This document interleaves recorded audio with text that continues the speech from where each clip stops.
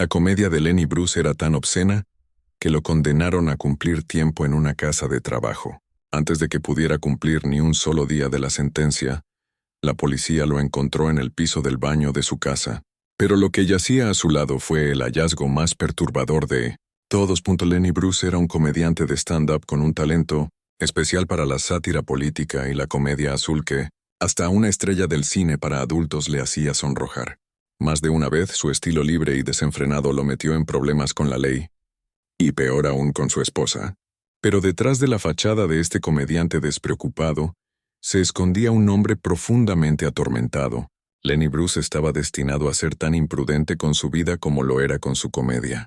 En una ocasión escalofriante, hablando de su lucha contra la adicción, dijo: «Voy a morir joven, pero es como besar a Dios». Tristemente, esas palabras resultaron más proféticas de lo que él imaginaba.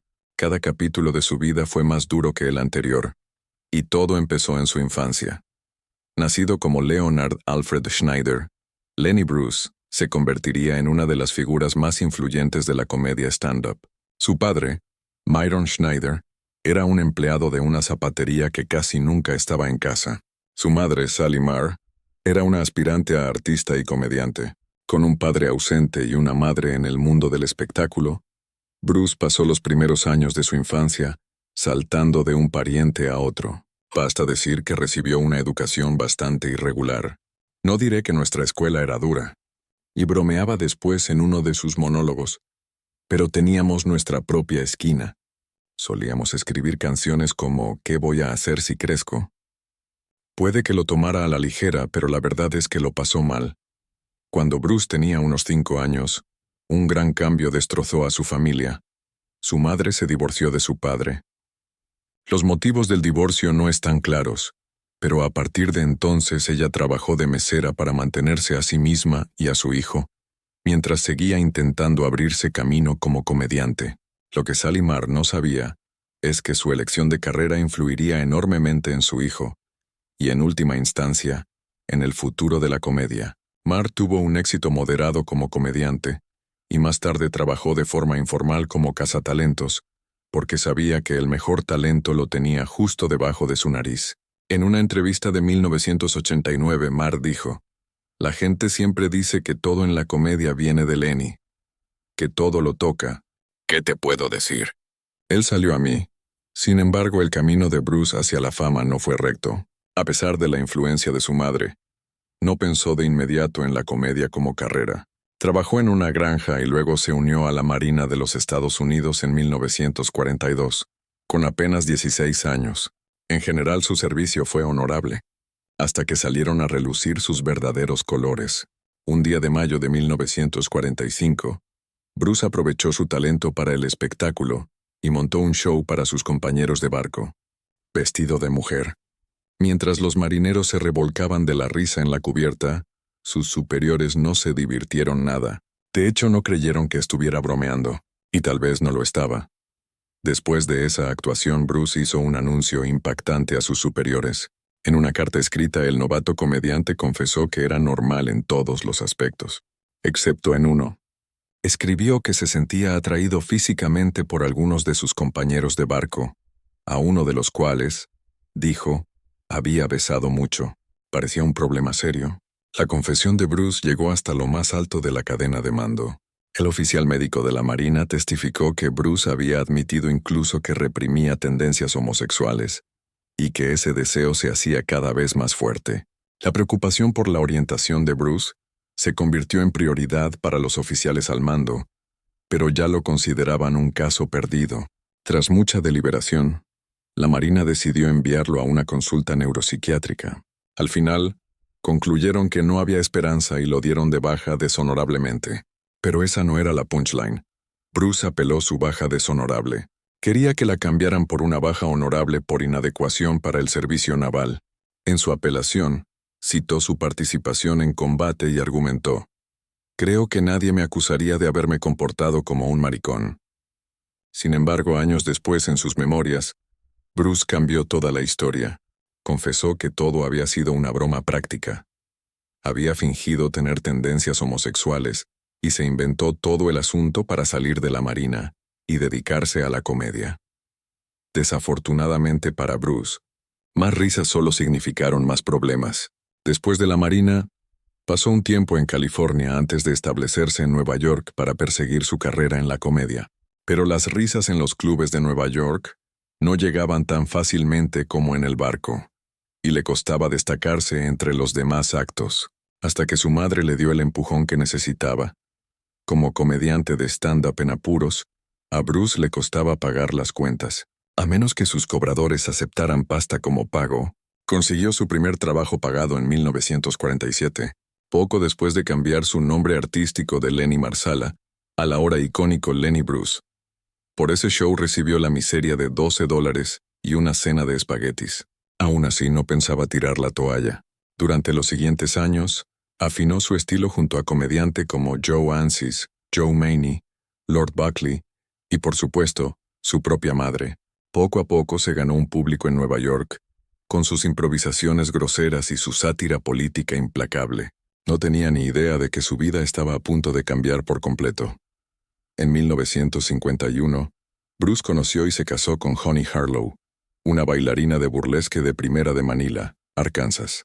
No hay muchos detalles de cómo se conocieron, pero es seguro asumir que fue en un club donde él actuaba. Los pocos datos que se conocen de ese romance suenan a Bonnie y Clyde de la comedia. No se puede asegurar que fuera amor verdadero, pero su relación estaba llena de pasión y de narcóticos.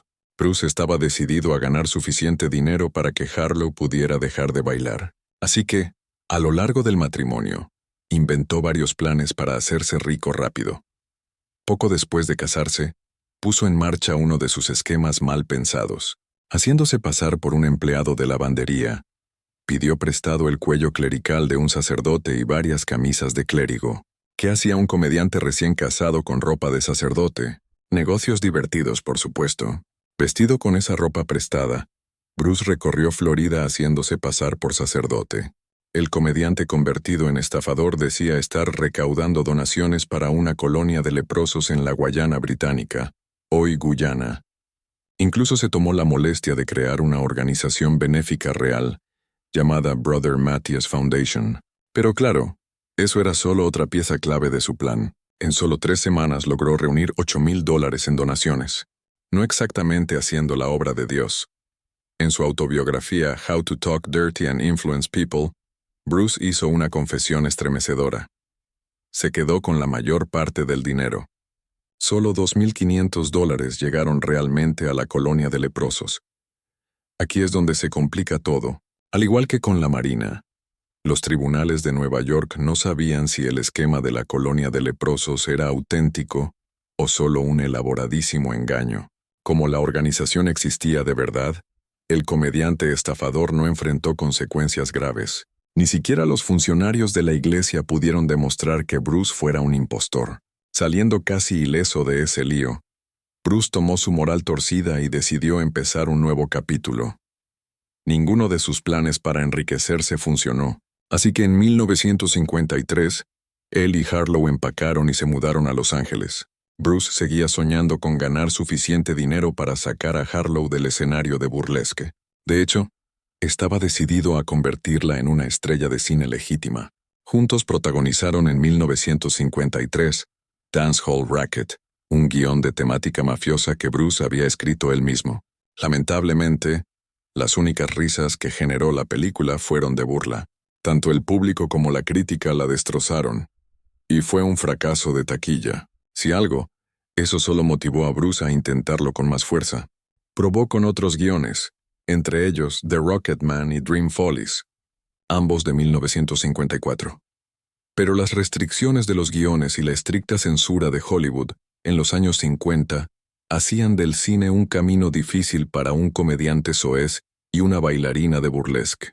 Para Bruce, la escritura estaba en la pared, o stand-up o nada. Durante su breve y muy poco exitosa carrera cinematográfica, Bruce siguió trabajando como comediante. Como maestro de ceremonias, presentaba a las bailarinas de burlesque antes de que salieran al escenario, y probaba material nuevo con el, digamos, público ansioso. Y allí, en las entrañas más sórdidas de la sociedad, encontró a su audiencia.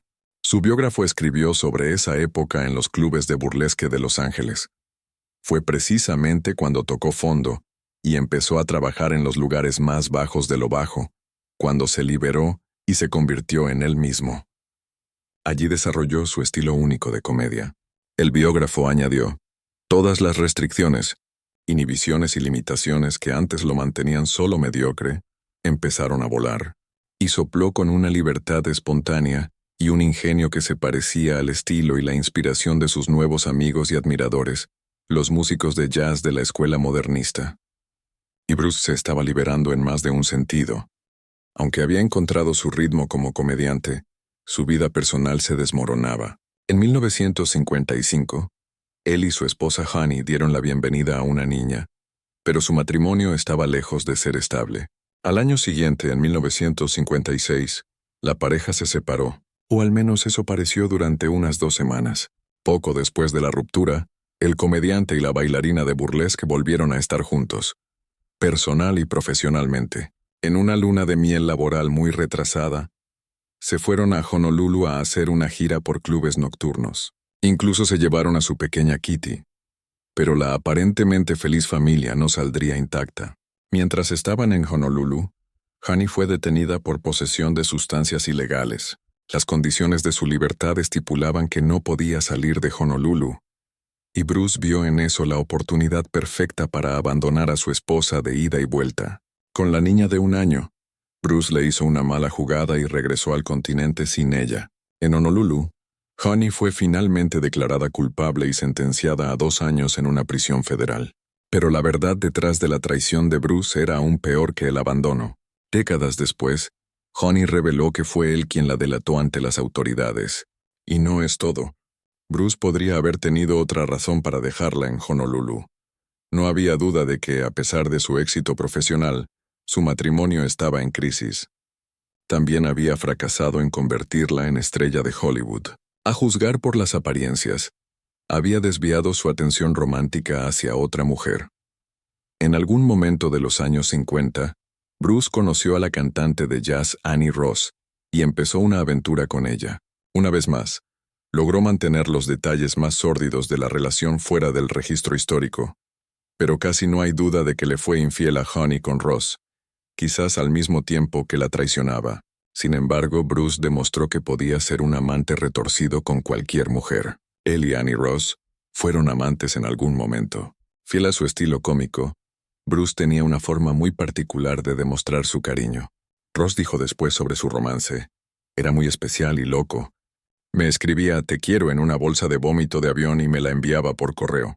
Bruce fue, de alguna manera, la mitad del original Saturday Night Live, o algo así. Hizo un par de apariciones en el programa de Patrice Munsel, junto a su compañero de piso, y también comediante Buddy Hackett. El dúo bautizó sus sketches como Not Ready for Primetime Players, décadas antes de que SNL adoptara el nombre, consolidando aún más su influencia en la comedia. Pronto, el estilo soez de Bruce fue demasiado para las audiencias sensibles. En 1957, por ejemplo, consiguió un lugar prestigioso en el nightclub Slate Brothers. El público no apreció su humor grosero, y lo despidieron de inmediato por lo que Variety llamó material azul. Curiosamente, eso solo lo hizo más grande. A pesar de la creciente presión de las autoridades contra su sentido del humor, Bruce no se disculpó. De hecho, para él, solo estaba haciendo la obra de Dios con su humor corporal, soez y rebelde. Si Dios hizo el cuerpo y el cuerpo es sucio, entonces la culpa es del fabricante. Tras su expulsión del Slate Brothers, Bruce lanzó una serie de grabaciones exitosas de su comedia. Su humor inapropiado, ofensivo y honesto le generó tantos fans como críticos, y cuantos más chistes hacía, más intentaban las autoridades ponerle el freno, pero no lograban que este stand-up se sentara. En general, los ejecutivos de los estudios le prohibían aparecer en televisión por miedo a que se lanzara a una de sus famosas diatribas. Cuando hacían una excepción, le exigían entregar el guión de los chistes de antemano, pero como buen cómico, Bruce nunca dejaba pasar la oportunidad de una buena broma, y eso le metía en problemas una y otra vez. Era buen amigo del presentador Steve Allen. Por petición de Allen, los ejecutivos aceptaron que Bruce apareciera en su programa. No hace falta decir que aprovechó para improvisar un chiste sobre el reciente matrimonio de Elizabeth Taylor con Eddie Fisher. ¿Se hará Elizabeth Taylor bat mitzvah? Incluso en la cima de su éxito, Bruce no abandonaba sus travesuras y bromas pesadas. Una vez robó un montón de libros como regalo para su amigo André Previn, pero su razonamiento era bastante sólido. Si tuviera $90 y los gastara en comprarte un regalo, ¿qué tendría de especial? Ni siquiera me haría un rasguño. Pero robártelos. Ya estoy en libertad condicional, y si me agarran vuelvo a la cárcel. Eso sí que es darte un regalo. Para cuando llegaron los años 60, la comedia de Bruce le había ganado una reputación internacional. Aunque no precisamente halagüeña, las autoridades británicas le prohibieron la entrada al Reino Unido, considerándolo un extranjero indeseable. Pero eran sus problemas en casa los que realmente empezaban a preocuparlo. Entre 1961 y 1964, Bruce terminó esposado varias veces, enfrentando cargos de obscenidad por sus rutinas en el escenario. La mayoría de las veces los cargos se caían gracias a jurados llenos de fans de su material, pero en 1964, un jurado de Nueva York no se reía con Bruce, se reía de él. Aún así, Bruce se llevó la última risa. A pesar de una petición pública y testimonios elogiosos de celebridades como Woody Allen, Bob Dylan y James Baldwin, el jurado lo declaró culpable de obscenidad. Tan impactante como fue el veredicto, la sentencia fue peor. El juez lo condenó a 4 meses en una casa de trabajo. Pero su verdadero destino fue aún menos gracioso. Durante años Bruce había sufrido de adicción, y no era nada selectivo con su veneno. Los registros indican que usó muchas sustancias duras durante años. Todas esas sustancias habían pasado factura a su salud. Y para cuando llegó la sentencia, no estaba en condiciones de pasar 4 meses en una casa de trabajo.